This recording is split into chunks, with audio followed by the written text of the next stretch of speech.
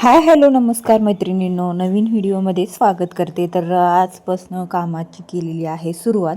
तर खूप सारे कामं पेंटिंग होते आणि तुम्हाला तर माहितीच होतं की माझ्या बहिणीच्या मुलीचं लग्न होतं. त्याच्यासाठी मग खूप वेळ माझा त्यामध्ये गेला आणि 1 महिनाभर तरी झाले मी बाहेरचे कामं जास्त घेतले नाही.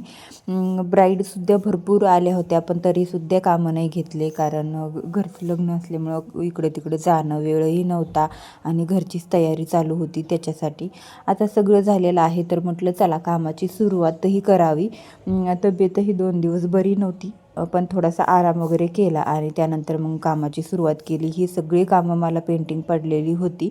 अगोदर आता त्यांची ब्लाऊज पीस कट करून घेते म्हटलं आणि त्यानंतर मग हे करून घेते, जेणेकरून कसं आहे की अस्तर वगैरे आणायला सोपं जातं. ब्लाऊज पीस कट केल्याच्यानंतर अस्तर, फॉल, साडीसाठी फॉल आणावा लागतो, ब्लाऊजसाठी अस्तर आणावं लागतं, हे दोरे असतील नसतील ते काही सामान वगैरे, काही डिझाईन वगैरे करायचे असतील त्याचं सामान वगैरे सगळं आणून आपल्याला ठेवावं लागतं, जेणेकरून कामाला आपलं वेळेमध्ये पूर्ण व्हावं आणि ते वेळेमध्ये आपल्याला कस्टमरला देता येऊ.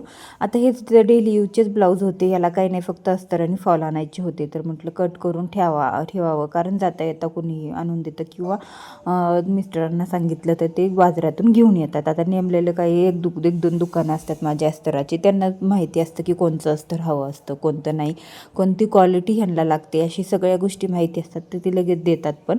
आणि माझी एक मैत्रीण पण आहे ना, तर ती पण मला सगळ्या गोष्टी आणून देते.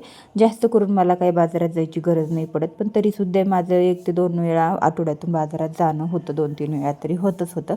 तर चला, अशा पद्धतीने मी सगळे ब्लाऊज पीस कट केले, ब्लाऊजच्या किनाऱ्या व्यवस्थित सगळे व्यवस्थित कट करून घेतलं, फॉलचे तुकडे पण कट करून घेतले. आता या साडीचा ना खूप सारा ढिगारा होतो, त्याला सगळं घड्या वगैरे घालून ठेवते. चला, व्हिडिओ आवडला असेल तर लाईक, शेअर, सबस्क्राईब